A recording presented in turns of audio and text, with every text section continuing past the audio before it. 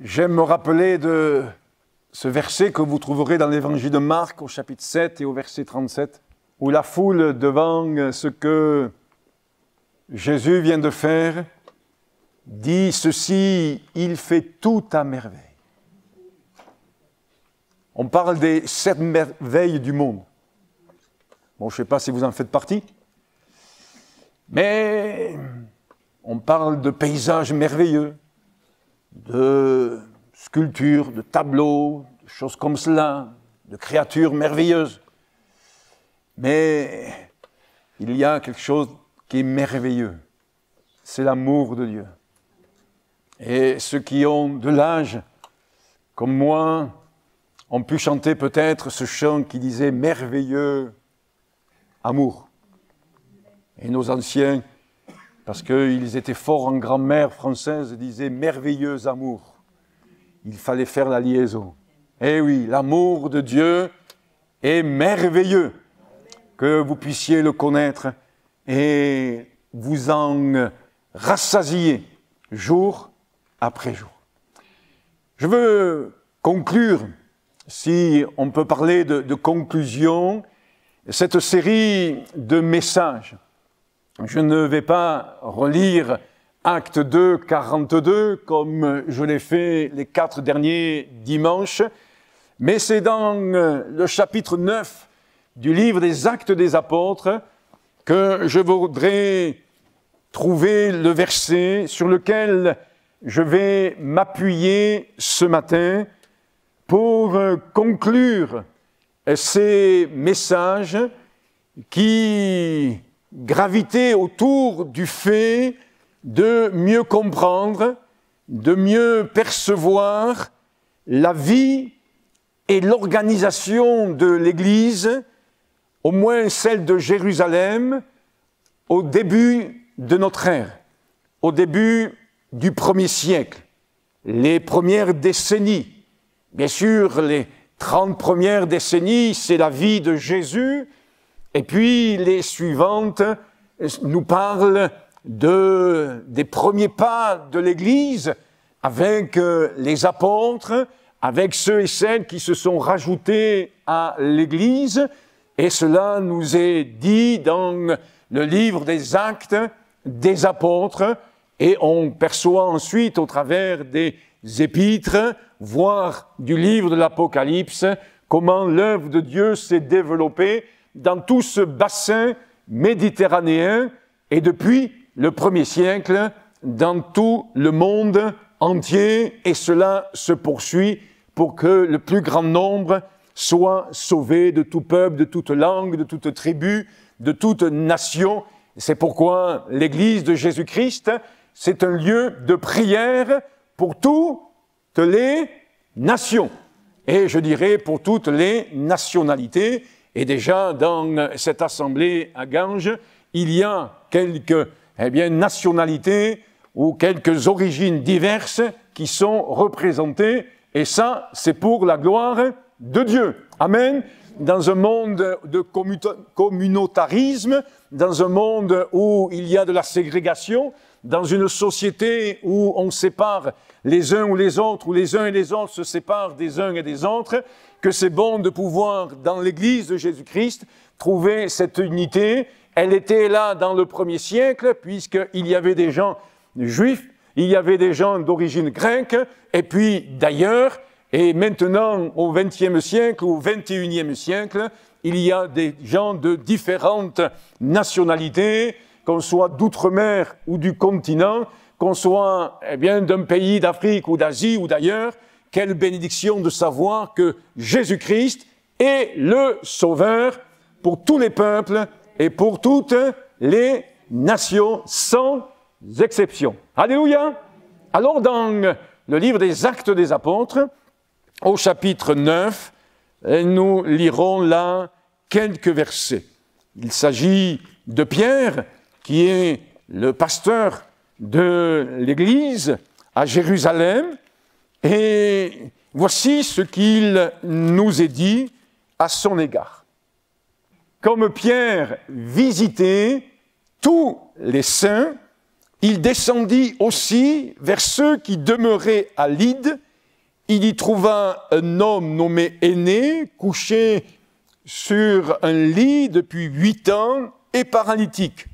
Pierre lui dit, Aîné, Jésus-Christ te guérit, lève-toi et arrange ton lit. Et aussitôt, il se leva. Tous les habitants de Lyde et du Saron le virent et ils se convertirent au Seigneur. Alléluia! Alors, la dernière partie de ce passage que nous venons de lire, c'est-à-dire les versets 33, 34 et 35, nous les verrons cet après-midi. Mais ce matin, je m'attarde avec vous sur le verset 32. Il est dit ceci, comme Pierre visitait tous les saints, ça sous-entend ceux de Jérusalem, il descendit aussi vers ceux qui demeuraient à Lyde. Il ne s'est pas focalisé simplement sur la capitale, il ne s'est pas simplement attardé sur les besoins des chrétiens à Jérusalem, mais il est allé aussi dans cette bourgade à Lyde où il y avait des saints, c'est-à-dire des chrétiens. Pour info, la Bible dans le Nouveau Testament appelle les premiers chrétiens de différentes manières et entre autres le mot « saint » qui signifie dans le vocabulaire du Nouveau Testament être mis à part, différent. C'est ce que Jésus va dire dans la prière que nous trouvons dans Jean au chapitre 17. Il va dire ceci, « Ils sont dans le monde ». Oui, nous avons bien les pieds sur terre et nous voulons faire face à nos responsabilités d'ici-bas sur cette terre. Ils sont dans le monde, mais ils ne sont pas du monde. Car le prince de ce monde, le diable, influence avec son péché, avec le mensonge, avec l'iniquité, avec bien d'autres choses comme cela. Et nous, en tant que chrétiens, nous refusons cela. Pourquoi? Parce que c'est la mort. C'est la ruine, c'est la destruction, car le salaire du péché, c'est la mort. Et nous ne voulons pas choisir la mort, mais nous avons en Jésus-Christ choisi la vie et la vie éternelle. Alors, donc, Pierre visitait en son temps, nous est-il dit, tous les saints. Et dans cette dimension d'unité, de communion, de fraction de pain, de persévérance dans les prières que nous avons vues précédemment, nous pouvons relever que Pierre, mais on pourrait aussi faire mention de Paul, mais aussi d'Apollos, mais aussi d'Ananias à certains niveaux. Voici que ces hommes responsables dans l'Église, ces pasteurs responsables dans l'Église, faisaient, nous est-il dit, des visites. Pierre visitait tous les saints. Tous. Sans exception. Tous. C'est bon de pouvoir considérer que, aux yeux de Dieu, nous sommes tous précieux. Il n'y a pas de hiérarchie. Il n'y a pas de personnes qui sont à mettre plus en valeur que d'autres. Et j'aime le dire, pas d'une manière répétitive, mais quand même de temps en temps, qu'avant d'être pasteur, je suis chrétien. Je suis un frère parmi vous. Et nous voulons considérer cela. C'est l'homme qui a créé des hiérarchies. C'est vrai que dans l'Église de Jésus-Christ, il y a différents dons, différents ministères, comme dans le corps, il y a différents membres qui ont une fonction différente. Et heureusement que chaque membre de notre corps a une fonction différente, mais complémentaire, pour que ce corps bien coordonné puisse croître, se développer et grandir. Puisque Pierre visitait tous les saints, nous comprenons qu'il ne faisait exception de personne. Comme Jésus va le dire, Jésus est allé vers tous ceux et celles qui en avaient besoin. Il a su s'isoler de la foule pour s'occuper de la personne qui était au bord du chemin. Il a su quitter la foule pour pouvoir aller dans la maison de celui qui le lui demandait.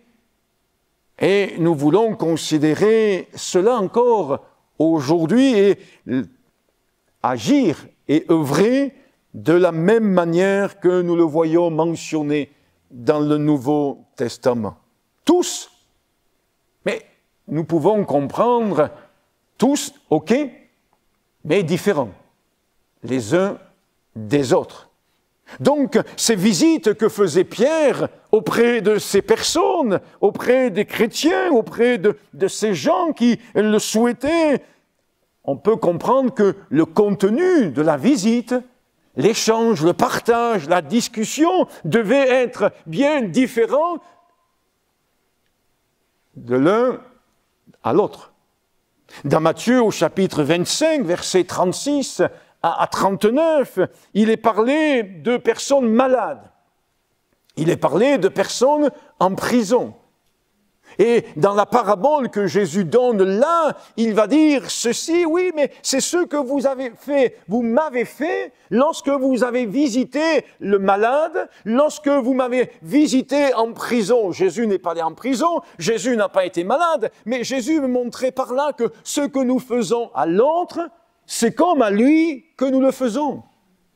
Et vous comprendrez très bien, aisément, je ne vais pas m'attarder trop longtemps là-dessus, que l'échange, la discussion, le partage est bien différent lorsque vous visitez quelqu'un à l'hôpital que lorsque vous visitez quelqu'un en prison, voire à son domicile. La discussion, l'échange est bien différente et vous allez, et Pierre sans doute, s'adapter à la personne, à son contexte, à sa situation, à son questionnement, à son besoin, à son problème, à son fardeau, pour pouvoir apporter à cette personne l'édification, la parole de Dieu qui correspondent et qui apportent un éclairage et un encouragement. Mais Jésus lui-même, c'est lui notre référence. Jésus lui-même s'est rendu auprès de personnes. Quand nous lisons ne serait-ce que l'évangile de Marc au tout début, nous nous apercevons que Jésus va se rendre auprès de la belle-mère de Pierre. Il faudrait peut-être le dire un peu plus souvent que Pierre avait une belle-mère. Ça laisse entendre qu'il avait une épouse. Bref, je ferme l'allusion. Et Jésus va se rendre auprès de la belle-mère de Pierre. Et il va apporter à la belle-mère de Pierre, qui était fiévreuse, bien malade, un secours, une délivrance. On s'aperçoit que Jésus va assez souvent chez Lazare, Marthe et Marie. Certains commentateurs, est-ce que c'est vrai, pas vrai, la Bible ne nous dit pas, donc on ne va pas être dans l'affirmative, disent que peut-être ces trois jeunes, puisqu'ils étaient bien jeunes, étaient orphelins. Ben, ça se peut, parce que la Bible nous dit que la vraie religion, c'est de visiter les orphelins et les veuves. De visiter. On pourrait s'attarder sur bien d'autres personnes, comme Jairus. Je remarque au sujet de Jairus que c'est lui qui supplie Jésus de venir dans sa maison, parce que sa fille est à l'extrémité. Et puis, il y a aussi Jésus qui va chez Simon, le lépreux. Des fois, dans ces temps de visite, il mange. Et puis, des fois, il ne mange pas. Des fois, il prend juste le temps de prier. Quel était, si on revient au texte de base ce matin, Acte 9, 32, quel était le but de Pierre en visitant tous les saints? Bonne question. Parce que quand on veut apporter de l'édification, quand on veut le bien de l'Église, voire de notre prochain, il y a là un but. Permettez-moi de dire les choses de cette manière-là. Au sujet de Pierre, il ne faisait pas des visites pour faire des visites. Simplement pour boire un café, manger un biscuit, si on lui offrait un café ou un biscuit. Non. il y a des personnes, dans leur origine, dans leur culture, et nous en avons côtoyé beaucoup dans l'assemblée où nous étions avant, et au début, je ne connaissais pas cette culture, nous ne connaissions pas leur approche. Et lorsque, avec mon épouse, nous allions les visiter à leur domicile, la première chose que nous voyions, la première chose qui était faite, c'était un plateau avec un jus d'orange et un verre d'eau. Et les premières fois, je disais, non, non, c'est bon, j'ai pas soif. Mais après, j'ai compris en discutant avec ces personnes, c'est-à-dire que dans leur arrière-plan, dans leur culture, le verre d'eau et le jus d'orange ou le jus de pomme, comme vous voulez, les pommes du Vigan, tiens, j'en fais de la pub, eh bien, c'était pour honorer la personne.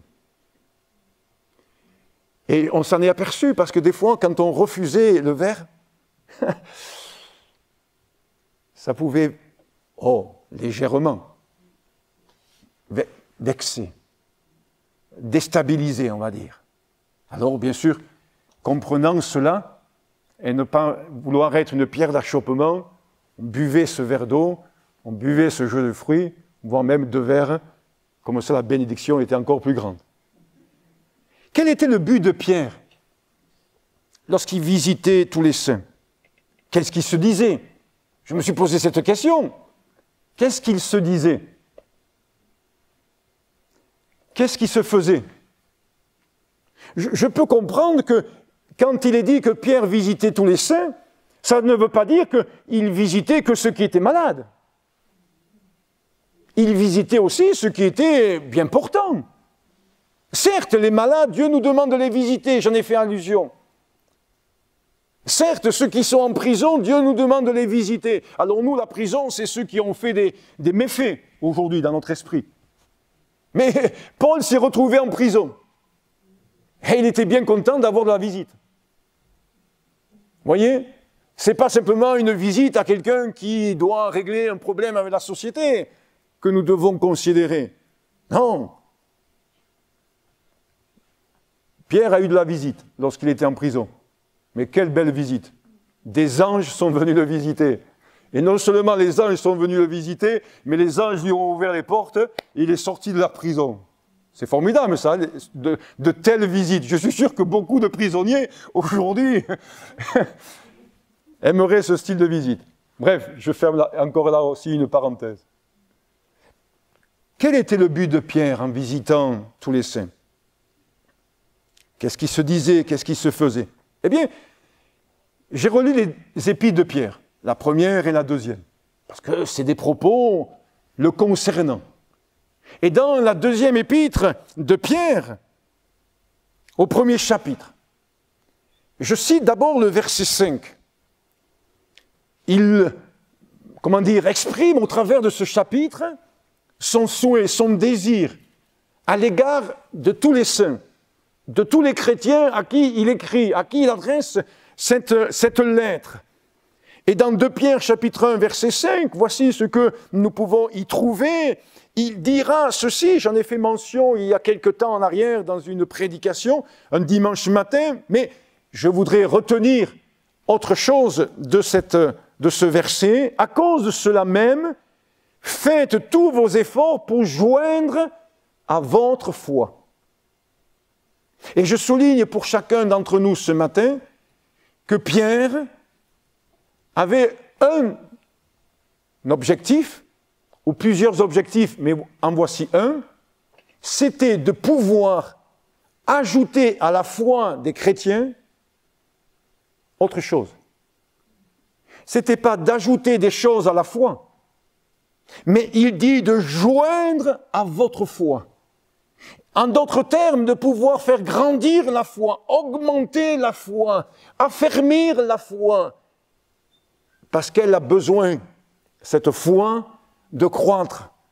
Et au travers de ces visites, je veux croire que Pierre faisait en sorte d'apporter des éléments pour encourager la foi, peut-être pour améliorer la foi, peut-être pour perfectionner la foi, peut-être pour j'allais dire, sanctifier la foi, c'est-à-dire d'aider à ce que des choses qui seraient humaines, des raisonnements qui seraient de ce monde, ne puissent point s'adjoindre à la foi, s'ajouter à la foi, et que cette foi, elle soit sanctifiée. C'est-à-dire qu'elle colle exactement à la pensée de Dieu et à la foi de Dieu. Parce qu'aujourd'hui, vous savez que tout le monde a foi. Mais l'idée que nous voulons mettre en avant, c'est d'avoir la foi de Dieu. Au verset 10 de ce même chapitre, de Pierre 1, verset 10, il dit ceci, « C'est pourquoi, frères, appliquez-vous d'autant plus à affermir votre vocation et votre élection, car en faisant cela, vous ne broncherez jamais. » J'en ai conclu que dans le cadre de son ministère, dans l'approche pastorale que Pierre avait, non seulement il souhaitait joindre à la foi de ces premiers chrétiens des éléments pour la nourrir, l'alimenter et la faire croître, mais comme il est dit dans ce verset 10, il souhaitait trouver le moyen d'affermir la vocation de ces chrétiens. L'affermissement était le but de ces moments pastoraux, de ces rencontres pastorales, de ces visites que faisait Pierre.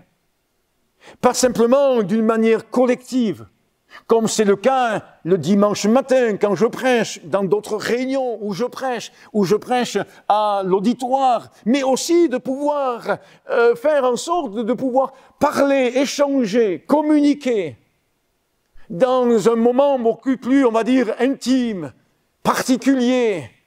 Et c'est ce que l'apôtre Pierre, sans doute, faisait en visitant tous les saints.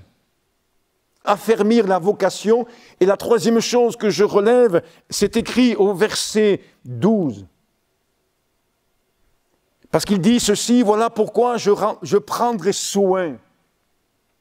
Et visiter des frères et des sœurs, c'est vouloir prendre soin. Dans une dimension fraternelle.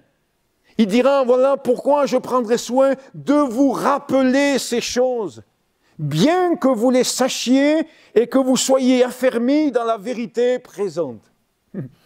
J'aime bien ce verset, parce qu'il n'y a rien de nouveau sous le soleil, vous savez. Aujourd'hui encore, eh bien, des fois, ce qu'on peut dire, certains nous disent « Ah, mais je le sais » ou « Je le savais ». Vous voyez, Pierre n'est pas ignorant de ces choses-là. Il veut simplement, fraternellement et dans sa responsabilité de pasteur, il veut simplement rappeler ces choses. Il ose dans sa bienveillance dire ceci, bien que vous les sachiez. Il ne va pas dire quelque chose de nouveau. Mais l'apôtre Paul le dit par ailleurs. Je ne cesse de vous répéter les mêmes choses, car cela vous est salutaire. Vous voyez, on voit bien des liens entre Pierre et Paul et les autres. De vous rappeler ces choses. Et combien nous avons besoin. Et peut-être la charge pastorale, la charge du pasteur et de son épouse, c'est peut-être aussi de pouvoir, eh bien, rappeler des choses qui permettent de l'affermissement, qui permettent de la croissance, qui permettent l'édification du corps du Christ, l'unité, la communion fraternelle, la fraction du pain, la persévérance dans les prières, ces choses que nous avons vues dernièrement.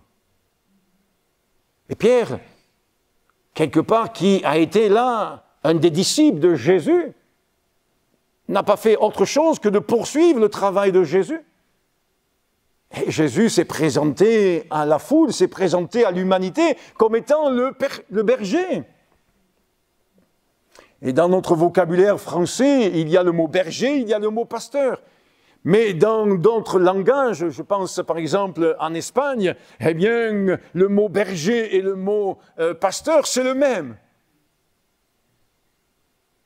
Et un jour, il y avait un pasteur d'église qui parlait à quelqu'un, qui dit « Oui, je suis berger, je suis pasteur. » Et la personne à qui il parlait lui a dit « Tu as combien de brebis ?» Mais parlant vraiment des brebis, quoi. Voilà. Comme quoi, vous voyez, on emploie des fois le même mot, mais on n'est pas encore bien harmonisé et en osmose. Voilà, Pierre a poursuivi le travail, tout simplement, de Jésus le berger. Et nous aimons, et personnellement j'aime le terme berger parce que c'est vrai. Et le Seigneur veut nous aider en tant que pasteurs, qui que nous soyons, de faire bien et de bien remplir notre ministère, comme le dira Paul à Timothée. Alors, permettez-moi ce matin de faire une nuance, afin que nous puissions bien comprendre les choses, si ce n'est pas déjà le cas. Nous avons parlé dernièrement, je me suis entretenu, j'ai prêché sur la communion fraternelle. Et combien c'est précieux, cela, je n'y reviens pas, la communion fraternelle, mais il y a quand même une différence à faire entre les échanges fraternels que nous pouvons avoir, ou les visites fraternelles que nous pouvons avoir, ou même des fois, parfois, les repas fraternels que nous pouvons avoir dans le cadre de l'Église, des fois même les agapes, que nous pouvons avoir, et une visite dite pastorale. Pour étayer cela, je prendrai l'exemple de Paul. Paul a bénéficié de visites fraternelles.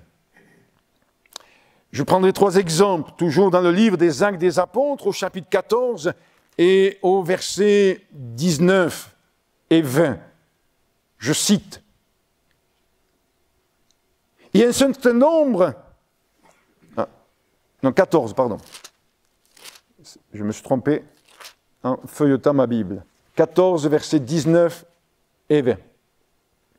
Alors survinrent d'Antioche et d'Icône des Juifs qui gagnèrent la foule et qui, après avoir lapidé Paul, le traînèrent hors de la ville, pensant qu'il était mort.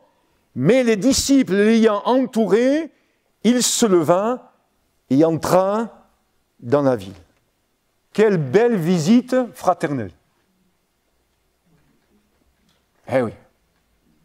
Et j'en ai fait allusion, mais permettez-moi, dans le cadre de ce message ce matin, d'en reparler. Paul est dans un état douloureux, difficile.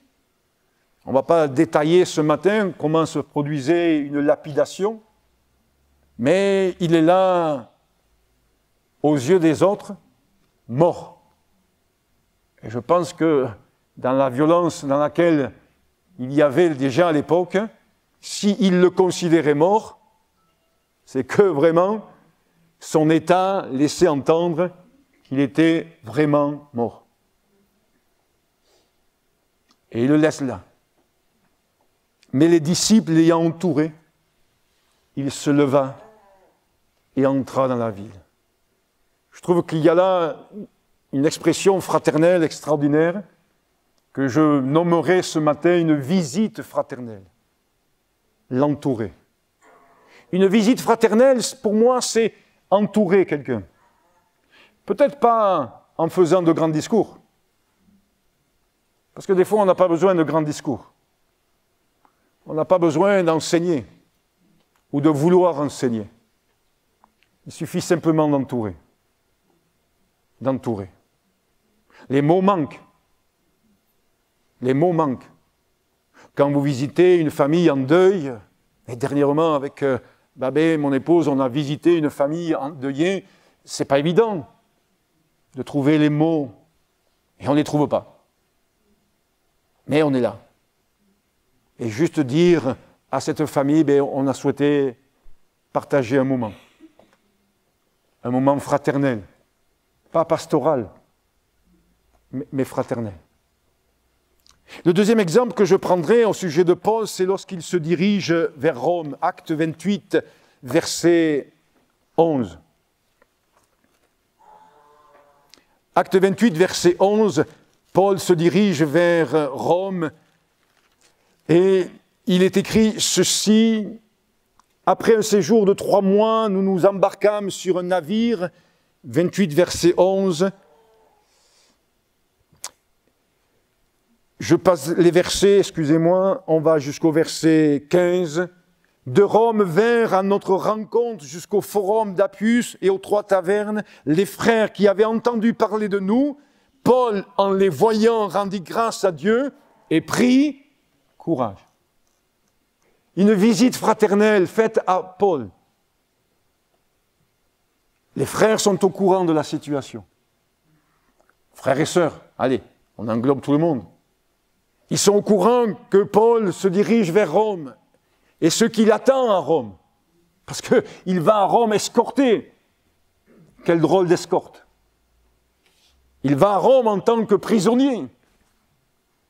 Et il est là, eh bien, au bénéfice de cette dimension fraternelle. Paul, en les voyant, rendit grâce à Dieu et prit courage. Et le but, quand même, d'une communion fraternelle, voire d'une visite fraternelle, d'un partage fraternel, c'est de pouvoir apporter du courage. Jésus lui-même dit ceci souvent aux personnes qu'il côtoie, prends courage. Prends courage. Et nous devons, je le crois, même moi le premier, demander au Seigneur Jésus chaque fois que nous ouvrons la bouche pour parler à un frère, à une sœur, que ce soit dans le cadre d'un échange fraternel ou dans le cadre d'un échange pastoral, d'avoir comme objectif d'encourager. D'encourager. Alors bien sûr, on pourrait prendre le temps ce matin de réfléchir sur qu'est-ce que c'est qu'encourager. Et de réfléchir sur la forme et le fond. Parce que souvent nous voulons encourager, mais la forme n'y est pas. Et je le reconnais. Des fois, par manquement, par légèreté, par précipitation, par envie de bien faire. Nous pouvons combien de fois, en voulant encourager, ne pas le faire comme l'intention était au départ. Et en tous les cas, c'est l'objectif de Dieu, et je veux considérer cela. Et considérer là où Dieu nous attend.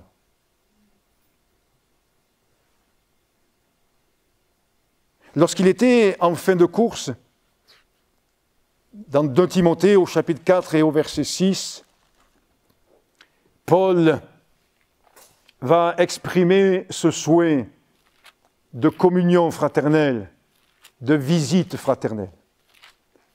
2 Timothée, chapitre 4, verset 6. Car pour moi, je sers de libation et le moment de mon départ approche.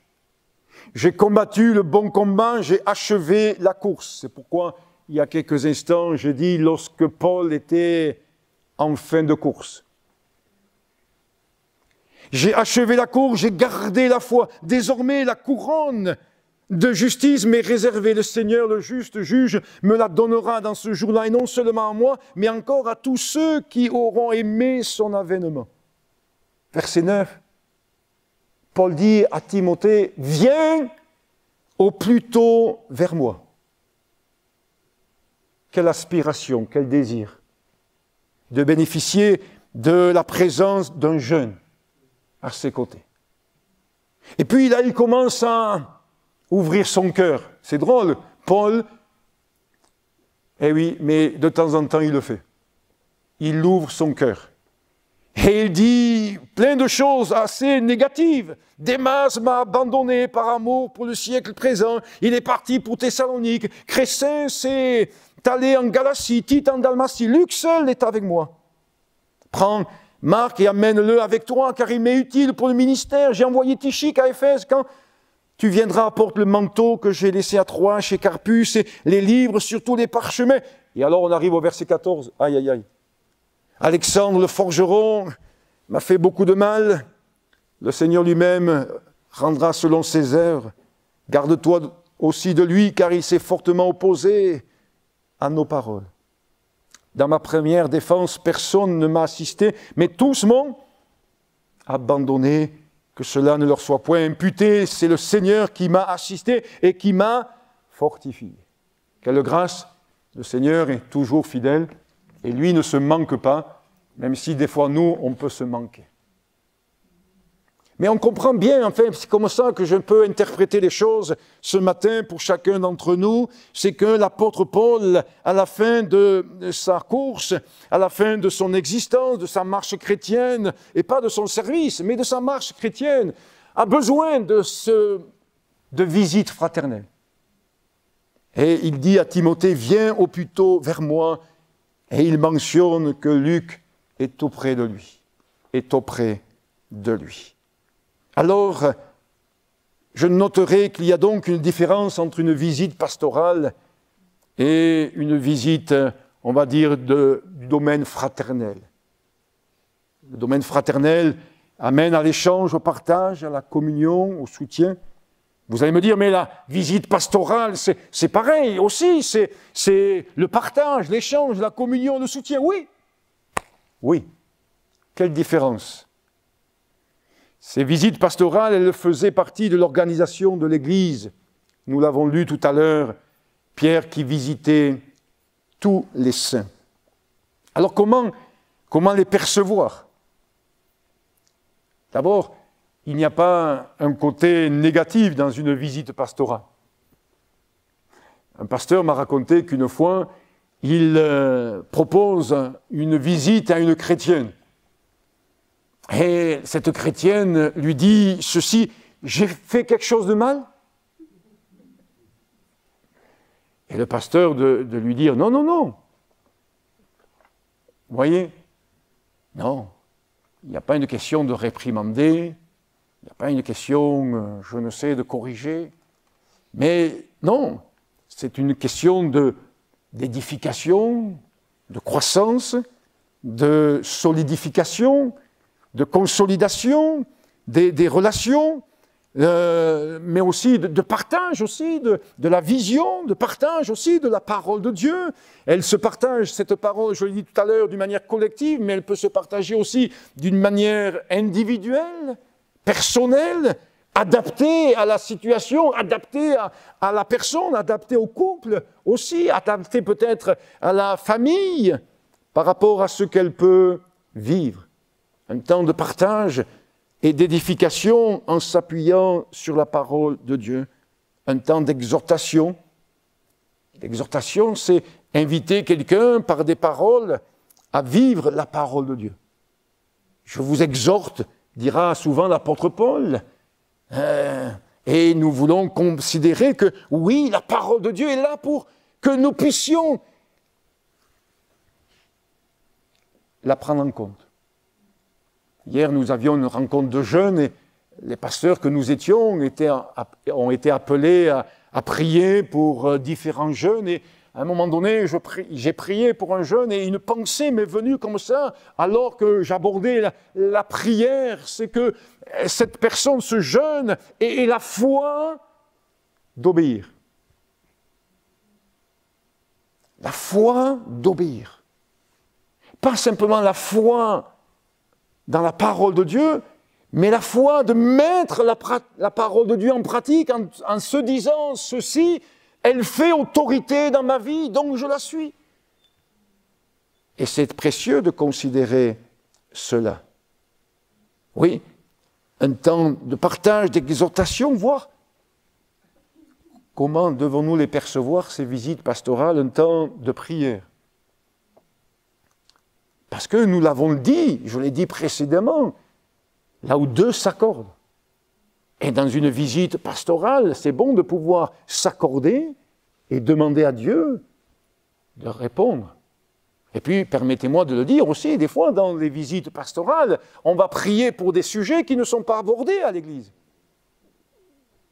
Pour des questions de pudeur, pour des questions, on va dire, de confidentialité, parce que c'est un sujet particulier dans le cadre de la personne, dans la vie de la personne, dans le cadre peut-être du couple, de la famille. Et on n'est pas à raconter tous les potins qu'il peut y avoir, toutes les situations qu'il peut y avoir. Il y a une question de discrétion, il y a une question là, eh bien, de sagesse, il y a une question là, eh bien, d'intelligence, il y a une question là aussi de confidentialité. La confidentialité, c'est pas simplement ce qu'on demande au pasteur, mais aussi c'est ce qu'on peut demander aussi dans le cadre fraternel. Et donc, on va prier particulièrement pour cela. Eh oui. Et il y a des sujets graves, que c'est difficile de prier là, en public. Et je vous invite à considérer cela. Et il y a des sujets particuliers que, eh bien, peut-être, nous devons avoir la sagesse et l'intelligence les uns les autres de ne pas les mentionner.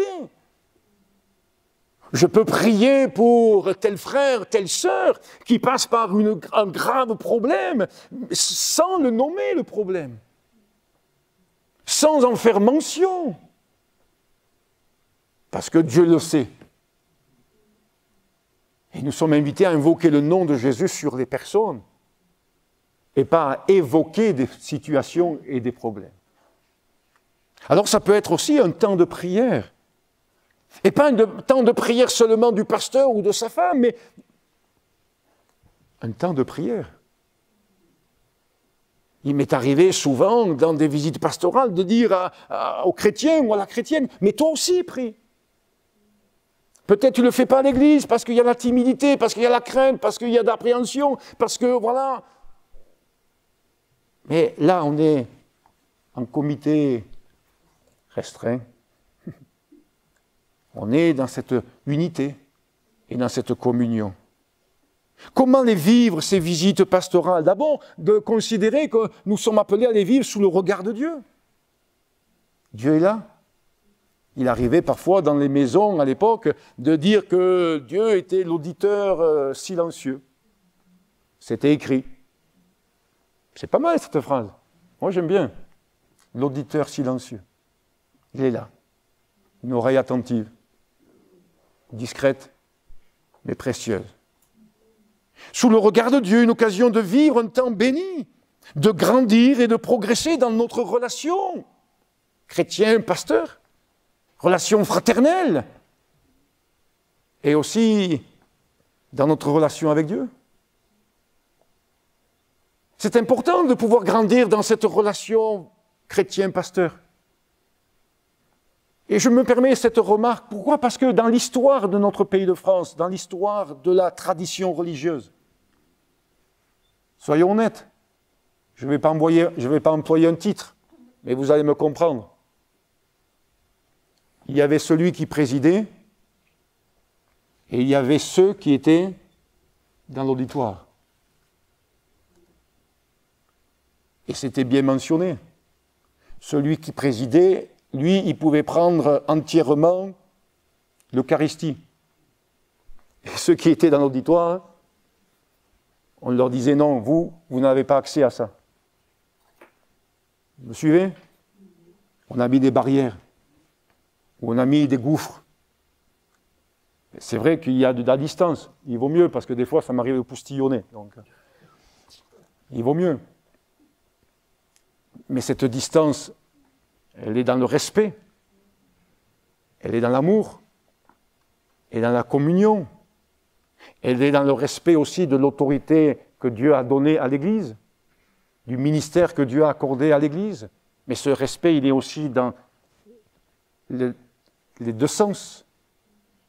Et nous devons considérer cela et rentrer dans cette dimension de communion. Alors je termine en citant ce que l'apôtre Paul écrit lorsqu'il parle à Philémon. C'est au premier chapitre, puisqu'il n'y a qu'un chapitre dans l'épître de Paul à Philémon, au verset 7. Voici que Paul dit ceci: « J'ai en effet éprouvé beaucoup de joie et de consolation au sujet de ton amour, car par toi, frère, le cœur des saints a été tranquillisé. » Paul reconnaît dans le ministère pastoral, puisqu'il en avait un quelque part de Philémon, une attitude et un comportement pour apporter cette tranquillité. Oh, ça ne veut pas dire qu'il n'y avait pas des tempêtes. Parce que le chrétien est celui qui est capable d'être tranquille au milieu de la tempête. Et comme on le chante souvent, je suis tranquille, car tu es là. Et donc, l'idée, c'est cela aussi quand on rencontre et si on partage dans le cadre d'une visite pastorale, ce n'est pas simplement de donner des leçons, non, ce n'est pas ça. Ce n'est pas de dire il faut faire ceci, il faut faire cela, ou il ne faut pas faire ceci, il ne faut pas faire cela, non. C'est tout simplement d'encourager à aller à Jésus. Et de trouver auprès de Jésus cet affermissement et cette tranquillité. Alors, je conclus en disant ceci, et je vais reprendre des expressions que j'ai mentionnées dans la prédication, dans les visites pastorales, et c'est ma vision, il y a ce que nous avons lu en 2 Pierre chapitre 1, rappeler la parole de Dieu, puisque le pasteur est celui qui a le ministère de la parole, rappeler la parole de Dieu, et je le dis si c'est nécessaire, rajouter à la foi pour que la foi grandisse et croisse, et chercher l'affermissement, parce que l'affermissement fait partie de ce que Dieu a comme projet envers chacun. Et ça peut être donc une personne qui découvre l'Évangile comme une personne qui est peut-être engagée par les eaux du baptême depuis des décennies. C'est la même approche. Alors, c'est mon souhait pour l'Église de Ganges, pouvoir vivre avec vous des moments autres que les réunions et considérer que les temps de visite sont complémentaires pour l'édification du corps de Christ. Ne soyez donc pas surpris que je vous propose une visite dans les semaines à venir, dans les mois à venir, et d'être accompagné avec Babé. La conclusion de la conclusion est celle-ci, mais pourquoi, pasteur, pourquoi Jean-Luc, aujourd'hui, alors que ça fait 6 ans que vous êtes au milieu de nous? Bien parce que je crois que l'Église de Jésus-Christ ici à Ganges est dans un moment charnière, une nouvelle étape, une nouvelle saison, une nouvelle période.